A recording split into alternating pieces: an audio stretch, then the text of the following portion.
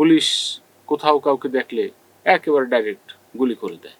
কোনো সে কে, কি, কোথায় যাচ্ছে, কার কাছে যাচ্ছে, সে ক্ষুধার্ত কিনা, তার সন্তান বাসায় না খেয়ে আছে কিনা, এর কোনো বাদ বিচারের প্রয়োজন ছিল না পুলিশের। হাসিনার পালিয়ে যাওয়া ছাড়া কি কোনো উপায় ছিল আর সেই সময়? উপায় ছিল আর একটা, ছাত্র জনতা পিটিয়ে মারি ফেলতো। এই আন্দোলনে 6 জন সাংবাদিক প্রাণ হারিয়েছেন। 6 তারিখে যদি হতো তাইলে আওয়ামী লীগ যথেষ্ট সময় পেত। এর মধ্যে মনে করেন যে আরো হাজার হাজার মানুষ মারা যেত।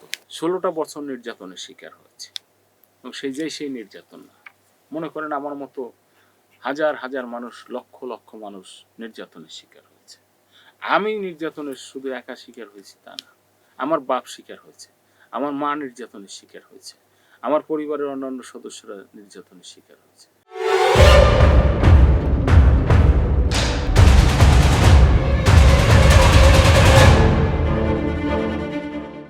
প্রিয় দর্শক, আপনাদের সবাইকে আমন্ত্রণ নয় দিগন্তে।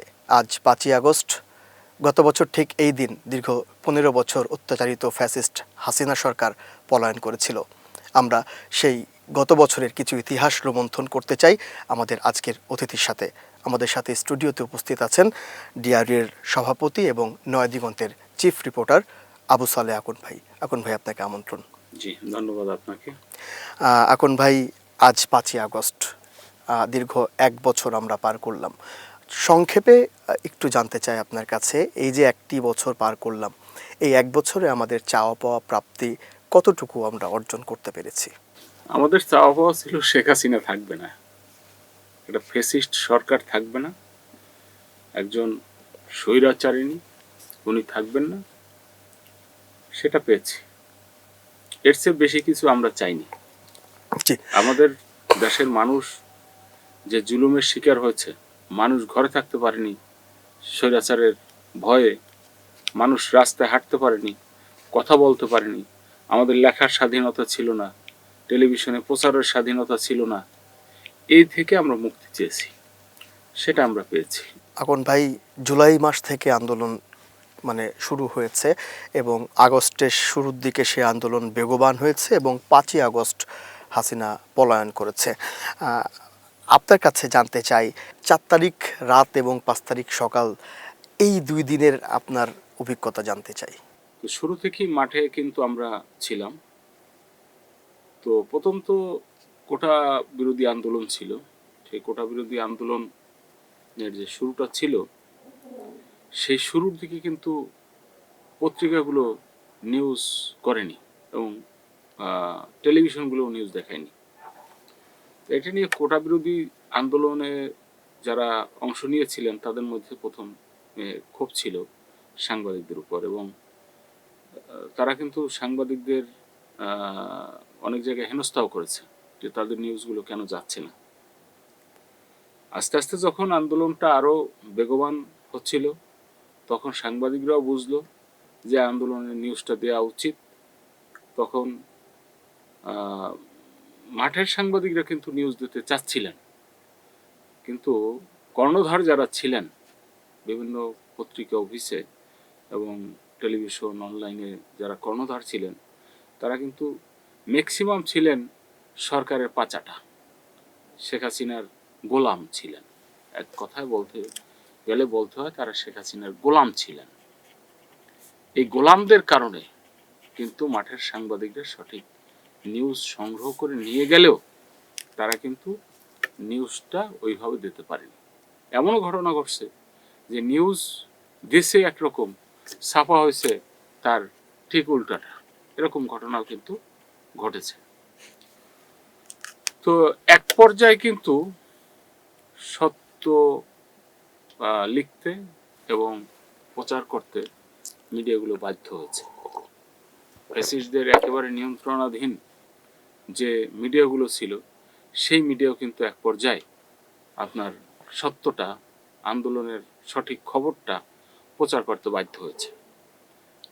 তো তখন আবার আইন শৃঙ্খলা রক্ষাকারী বাহিনী এবং আওয়ামী লীগের যে পেটোয়া বাহিনী ছিল, তাদের দোসররা ছিল, তাদের হামলা শিকার হয়েছে এই সাংবাদিকরা। এমনকি হত্যারও শিকার হয়েছে। আপনি তো জানেন যে এই আন্দোলনে 6 জন সাংবাদিক প্রাণ হারিয়েছেন। এর মধ্যে আমাদের নয়াদিগন্তের সিলেট ব্যুরো চিফ তুরাব আলীও আছেন। তুরাব আলীকে পুলিশ কিন্তু টার্গেট করে গুলি করেছে এবং তার শরীরে মানে মাথার অংশে প্রায় 98 রাউন্ড বুলেট ছিল, 98 রাউন্ড, যেটা ময়নাতদন্তের পরেও পুলিশ কিন্তু প্রকাশ করতে দেয়নি। ঢাকায় দেখেন মেহেদী পুলিশের গুলিতে নিহত হয়েছে, এই যে যাত্রাবাড়ি ফ্লাইওভারে, সে ফ্লাইওভারের লাশ আছে এইটা দেখার জন্য কিন্তু সে ফ্লাইওভার উঠছিল, তখন পুলিশ তাকে গুলি করে মেরে ফেলেছে। এরকম 6 জন সাংবাদিককে পুলিশ হত্যা করেছে, আইন শৃঙ্খলা রক্ষাকারী বাহিনী হত্যা করেছে। তো শেষের দিকটা আসলে আমরা যারা সাংবাদিক ছিলাম আমাদের চতুর্মুখী যন্ত্রণা ছিল। একদিকে আন্দোলনকারীরা বিভিন্ন জায়গা, বিভিন্ন রাস্তা, এটা তো তাদের দখলে ছিল। আমরা স্বাভাবিকভাবে আমাদের যে চলাচলটা সেটাও করতে পারতাম না। আপনি মনে করেন যে এখন একটা ঘটনা সেই চিটাং রোডে ঘটেছে, আপনি আপনার টিম নিয়ে সেখানে পাঠাবেন, দেখলেন যাত্রাবাড়িতে গিয়ে ব্যারিকেড, আপনার যাওয়ার কোনো উপায় নেই। তো আমাদের কিন্তু এরকম পরিস্থিতির শিকার হতে হয়েছে। এবং 18 জুলাই থেকে তো জানেন যে ইন্টারনেট বন্ধ ছিল, মাঝখানে আবার 2-1 দিন একটু সচল ছিল। আমরা বিকল্প উপায় ইন্টারনেট ব্যবহার করেছি। তো এই সময় কিন্তু আমাদের আমরা যখন সেই 30 বছর আগের যে সাংবাদিকতা, যখন ইন্টারনেট ছিল না, কম্পিউটার ছিল না, আমাদের মোবাইল ছিল না, তখন যে সাংবাদিকতা ছিল এই রকম কয়েকটা দিন কিন্তু আমরা সাংবাদিকতা করেছি। এমনও দেখা গেছে যে আন্দোলনকারীদের অনেকে তখন ডিবি হেফাজতে, অন্যান্য গোয়েন্দা সংস্থার হেফাজতে, বাকি যারা ছিল তারা তাদের বিবৃতিটা আমাদের কাছে পাঠাবে এর কোনো সুযোগ ছিল না। তারা কোথাও মোটর সাইকেল যোগে গিয়ে দিয়ে আসছে বিবৃতি। আবার আমরা যারা তার একেবারে কাছের ছিলাম আমাদেরকে তারা ওই মোবাইলে টেক্সট করে বিবৃতি পাঠিয়েছে। এরকম কিন্তু আমাদের ওই শেষের কয়টা দিন সাংবাদিকতা করতে হয়েছে। তো আরও যেটা ছিল গুজব তো এর মধ্যে ছিল, যেমন আওয়ামী লীগ এবং তাদের যে দোসররা আছে তারা গুজব, এক একটা গুজব রটাই দিত। মনে করেন 3 আগস্ট রাতে ঢাকা বিশ্ববিদ্যালয় ক্যাম্পাস কিন্তু একেবারে ফাঁকা, কিন্তু হঠাৎ করে একটা গুজব ছড়াই দিল যে ঢাকা বিশ্ববিদ্যালয় ক্যাম্পাস ছাত্রলীগ দখল করে নিয়েছে। তত রাতে রাস্তাঘাট তো সব অনিরাপদ, কিভাবে যাবে মানুষ?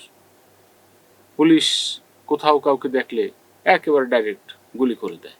কোনো সে কে, কি, কোথায় যাচ্ছে, কার কাছে যাচ্ছে, সে ক্ষুধার্ত কিনা, তার সন্তান বাসায় না খেয়ে আছে কিনা, এ কোনো বাদ বিচারের প্রয়োজন ছিল না পুলিশের। রাস্তায় দেখছে, দেখা মাত্র গুলি। তো এই অবস্থায় আমাদের তো আসলে অনেক কিছুই, অনেক জায়গায় যাওয়া সম্ভব ছিল না। তো রাত 1-1:30টার দিকে আমরা কিন্তু ওই সময় ঘুমাইনি কেউ। আমরা যারা দায়িত্বশীল পর্যায়ে ছিলাম আমরা কিন্তু ঘুমাইনি। তো দেখা গেছে রাত 1-1:30টার দিকে এরকম একটা গুজব উঠছে। আমি আমার ঢাকা বিশ্ববিদ্যালয়ে যে সাংবাদিক তাকে হয়তো আমি ক্যাম্পাসে পাঠালাম, দেখো কি অবস্থা। তো বলে যে ভাই কেউ নাই, কিছু নাই, ফাঁকা। হ্যাঁ, এমন যে শাহবাগের এক রাতে, শাহবাগের মানে 3 তারিখ রাতেই হবে এটা, 3 তারিখ রাতে শাহবাগের একটা ছবি পাঠাইলো যে ওরা 4-5 জন আছে। এদিকে কিন্তু ছাত্রলীগ একেবারে বিশাল মিছিলের একটা গুজব কিন্তু মাঠে নেমে দিয়েছে।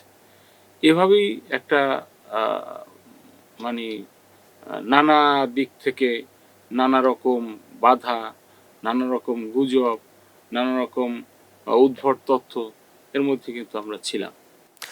আসলে ভাই একটু আপনাকে ইন্টারাপ্ট করি। এই যে বলছেন যে গুজব ছিল, নানা রকম বিভ্রান্তিকর তথ্য আপনারা পাচ্ছিলেন, সেই জায়গা থেকে সাংবাদিকতার ইথিক্সে যে খবরগুলো আপনারা ছাপাতেন সেই সময়, সেইটা ভেরিফাই করতেন আপনারা কিভাবে? না, আমরা এটা খুব মানে ভেরিফাই করতে তো একটু সমস্যা হতো। আহ, তো আমাদের সংশ্লিষ্ট যারা ছিল বিভিন্ন স্পটে, যারা, আমরা তো প্রত্যেকটা স্পটে আমরা দায়িত্ব দিয়ে রাখতাম। যেমন আমার 20 জন সাংবাদিক আছে, ঢাকা শহরে গুরুত্বপূর্ণ 20টা জায়গায় এদেরকে রেখে দিয়েছি। আবার দেখা গেছে যে যে এলাকায় আমার সাংবাদিক নাই, ওই এলাকায় অন্যান্য যে সাংবাদিকরা ছিলেন তাদের সহায়তা নিয়েছি। বা লোকাল যারা ছিলেন, লোকাল যারা আন্দোলনকারী, আন্দোলনের সমর্থনকারী, এরকম মানুষগুলো ছিলেন না, তাদের কাছ থেকে, তাদের মধ্যে যারা একেবারে বিশ্বস্ত, তাদের থেকে আমরা তথ্য সংগ্রহ করেছি। 5ই আগস্ট সকালের বিষয়টি জানতে চাই। 5 আগস্ট আসলে 4 আগস্ট তো তারা মার্চ টু ঢাকা ঘোষণা করলো বৈষম্য বিরোধী ছাত্র আন্দোলনের পক্ষ থেকে। তো তখনই মনে হচ্ছিল যে কিছু একটা ঘটবে। এবং আপনারা তো জানেন যে দেশের বাইরের যে বিভিন্ন গোয়েন্দা সংস্থা এখানে কাজ করে। তো ওই রাতে, 4 তারিখ রাতে খবর আসলো যে একটা দেশ, আমাদের প্রতিবেশী একটা দেশ, তাদের গোয়েন্দা সংস্থার যে কাজগুলো, বিভিন্ন উইংয়ের যে কাজগুলো, সে কাজগুলো স্টপ রেখেছে তারা। একটা বিষয় অনেকেই ওই সময় বলছিলেন যে এক দফার দাবি যখন উঠেছে, মানে যখন এক দফা চলছে এবং লং মার্চ টু ঢাকা, যেটি 6 তারিখ হওয়ার কথা ছিল, সেটি কিন্তু একদিন আগিয়ে কিন্তু 5 তারিখে করা হয়েছে। এই সিদ্ধান্তটা কিভাবে এসেছে এবং এই সিদ্ধান্তটা কতটুকু কার্যকরী ছিল আপনার কাছে এই মনে হয়? সিদ্ধান্তটাই ছিল চূড়ান্ত কার্যকর একটা সিদ্ধান্ত। কেননা 6 তারিখে যদি হতো তাইলে আওয়ামী লীগ যথেষ্ট সময় পেত। এর মধ্যে মনে করেন যে আরো হাজার হাজার মানুষ মারা যেত, মানে পরিস্থিতি ভিন্ন হতে পারত। হাজার হাজার মায়ের বুক খালি হতো, পরিস্থিতি ভিন্ন হতে পারত। এইটা একটা কার্যকর পদক্ষেপ ছিল। মানে আওয়ামী লীগ এবং তাদের দোসর এবং হাসিনার পাচাটা যে পুলিশ র্যাবের যেসব সদস্য ছিলেন, তারা মানে বুঝে উঠতে পারেননি, সময় পাননি। সময় পেলে তারা ভিন্ন কোনো পদক্ষেপ নিতেন। এই সিদ্ধান্তটা কি ভেবে নেওয়া হয়েছিল? এই সিদ্ধান্তটা আসলে হয় কি, আন্দোলন যদি সফল হয় তাহলে অনেক সিদ্ধান্ত সম্পর্কে মনে করেন যে আমরা ভালো বলি। আবার আন্দোলন যদি বিফল হয় তাহলে মনে করেন আজকে হয়তো আপনি জিজ্ঞেস করতেন বা জানতে চাইতেন যে আন্দোলনটা কি এই একদিন আগে নিয়ে আসছিল, এই জন্যই হয় না। এই জন্যই কি সফল হয়নি? এটা স্বাভাবিক। এখন আন্দোলন, সব আন্দোলন তো সফল হয় না, এর মধ্যে নানা কিছু কারণ থাকে। যে কারণগুলো, সবচেয়ে যে বড় কারণটা ছিল যে দেশের আপামর যে মানুষ, মনে করেন এখানে শ্রমিক ছিল, শিক্ষক ছিল, সাধারণ কৃষক ছিল, হ্যাঁ, রিক্সাওয়ালা ছিল, এমন কোনো মানুষ নাই যে আওয়ামী লীগের বিরুদ্ধে সেদিন রাস্তায় নামেনি। আওয়ামী লীগ এবং দোসর আর তাদের কিছু একেবারে অনুগত কিছু পুলিশ, র্যাব, বিজিবি সদস্য ছাড়া তাদের পক্ষে আর কেউ ছিল না। একটা পর্যায়ে এমন হয়েছিল। আপনার মনে আছে মনে হয় যখন 12টা বাজে বা 11টা 12টা বা একটা, এই সময় সেনাপ্রধান বক্তৃতা দিবেন জাতির উদ্দেশ্যে, বারবার সময় মানে লেট করছিলেন, 1 ঘন্টা পর, আধা ঘন্টা পর, 2 ঘন্টা পর। এই সময় আপনাদের চিন্তা ভাবনা কি ছিল বা আপনারা আসলে কি ভাবছিলেন যে তিনি কেন লেট করছেন, বা কোনো কিছু আপনারা আজ করতে পেরেছিলেন কিনা? এর আগেই তো আমরা একটা ভিডিও পেয়েছি, আচ্ছা, শেখ হাসিনা পালাচ্ছেন, এই ভিডিওটা কিন্তু পেয়েছি। তো সেনাপ্রধান ওই সময়টা নিচ্ছিলেন, প্রথম কথা হলো শেখ হাসিনার একটা সেফ এক্সিট দেবেন, পালায় যাওয়ার একটা সুযোগ তো তাকে দিতে হবে, না তো একটা বড় ম্যাচাকার হতো। সেকেন্ড হচ্ছে পরবর্তীতে কি হবে এটা নিয়ে তো পরামর্শের দরকার আছে। হুট করে উনি দাঁড়ায় কিছু বললেন, এটা তো ছাত্র জনতা মানতে নাও পারে, তখন আর একটা কেওয়াজ শুরু হলো না? যে কারণে ছাত্র জনতার যে প্রতিনিধিরা ছিলেন বা যারা বিভিন্ন জায়গায় কথা বলেছেন, এর মধ্যে আমাদের শিক্ষক ছিলেন, তারপরে রাজনীতিবিদ ছিলেন, এদের সাথে আলোচনায় এই সময়টা লেগেছে। দেশে তো একটা চরম অস্থিরতা, একদিকে মানুষ বিজয় উল্লাস করছে এবং সেই বিজয় উল্লাসেও কিন্তু পতিত সরকারের আইন শৃঙ্খলা রক্ষাকারী বাহিনী এবং কোথাও কোথাও আওয়ামী লীগ, ছাত্রলীগ এবং তাদের যে অঙ্গ সংগঠনের যে ক্যাডাররা ছিল, তারা কিন্তু এই বিজয় উল্লাসেও অনেক জায়গায় গুলি করেছে এবং মানুষ হত্যা করেছে। এই সময়টা নিচ্ছিলেন আলোচনার জন্য কিভাবে ভালো হবে। আসলে কেউ না কেউ তো দেশটাকে ভালোবাসে, দেশটাকে যদি ভালো না বাসতো তাহলে দেশের জন্য জীবন দিত কেউ? জীবন দিত না। অনেক মানুষ জীবন দিয়েছে, দেশের জন্য জীবন দিয়েছে এবং দেশকে ভালোবাসে বলেই জীবন দিয়েছে। আকন ভাই, আর একটা বিষয় জানতে চাই, যখন আপনারা দেখলেন বা ভিডিও পেলেন বা যখন জানলেন হাসিনা পালিয়ে যাচ্ছে, সেই সময়কার অনুভূতি কেমন ছিল এবং আপনারা কি এটা আদৌ বিশ্বাস করতে পেরেছিলেন কিনা? বিশ্বাসের যে বিষয়টা, আসলে অনুভূতি তো 16টা বছর নির্যাতনের শিকার হয়েছে এবং সেই নির্যাতন না। মনে করেন আমার মতো হাজার হাজার মানুষ, লক্ষ লক্ষ মানুষ নির্যাতনের শিকার হয়েছে।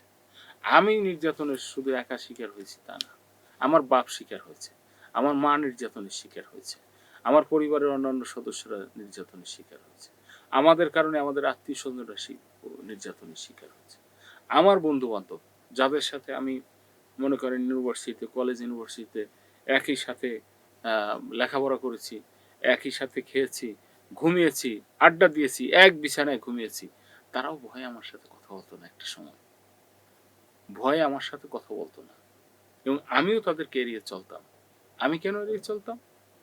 যদি আমি বলি যে অমুক পুলিশ কর্মকর্তা আমার বন্ধু, তাহলে ওর চাকরি থাকবে না।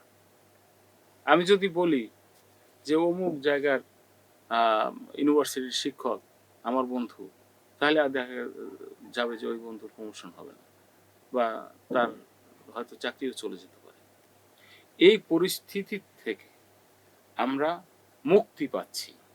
একটা মানুষ যখন মুক্তি পায়, কখনো খাঁচার পাখি মুক্ত করে দেখেছেন কেমন করে সে?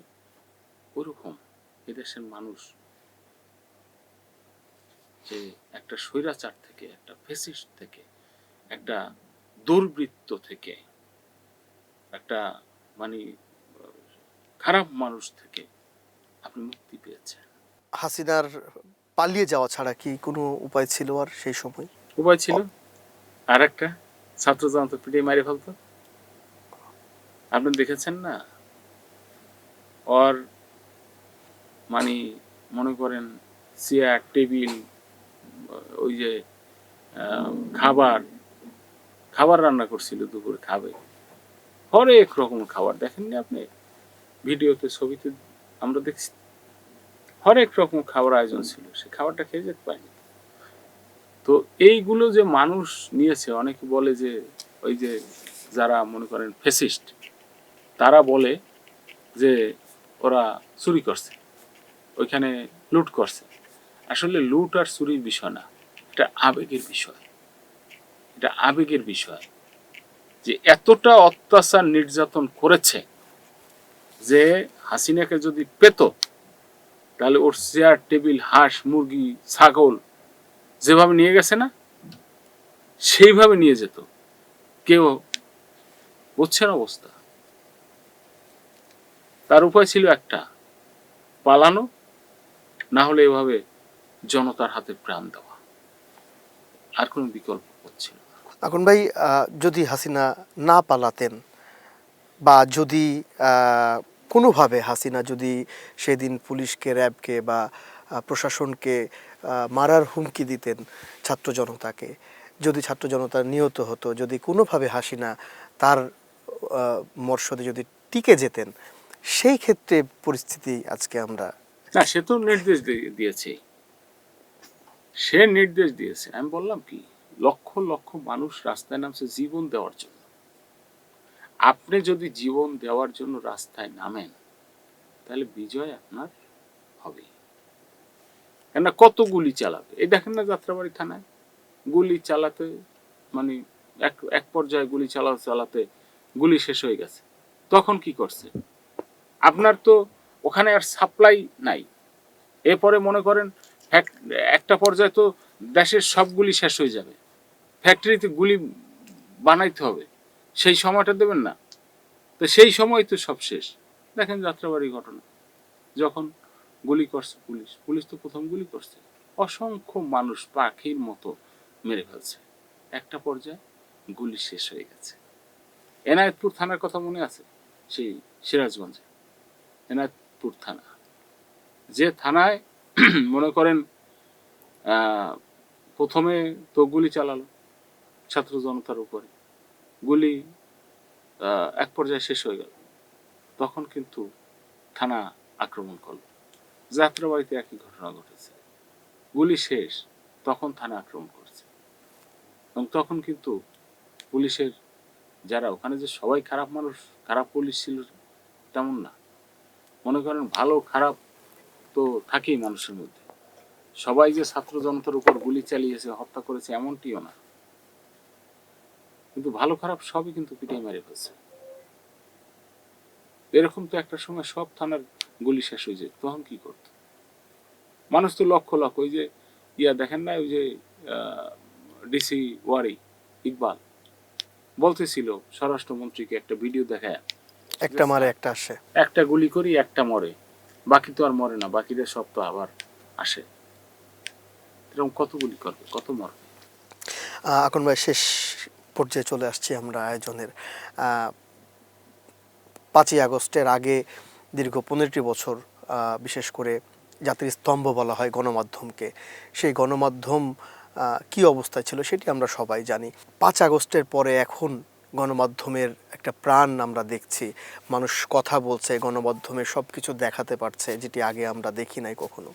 সেই জায়গা থেকে গণমাধ্যমের পরিবর্তন, একজন সাংবাদিক হিসেবে, একজন একটি প্রতিষ্ঠানের সভাপতি হিসেবে আপনার কাছে কি মনে হয় যে গণমাধ্যমের পরিবর্তনটা আসলে কতটা প্রয়োজন এবং বাকস্বাধীনতা কত টাকা প্রয়োজন? আমরা তো চেয়েছি এই বাকস্বাধীনতা। আমরা সত্যকে সত্য বলবো, মিথ্যাকে মিথ্যা বলবো, সাদাকে সাদা বলবো, কালোকে কালো বলবো।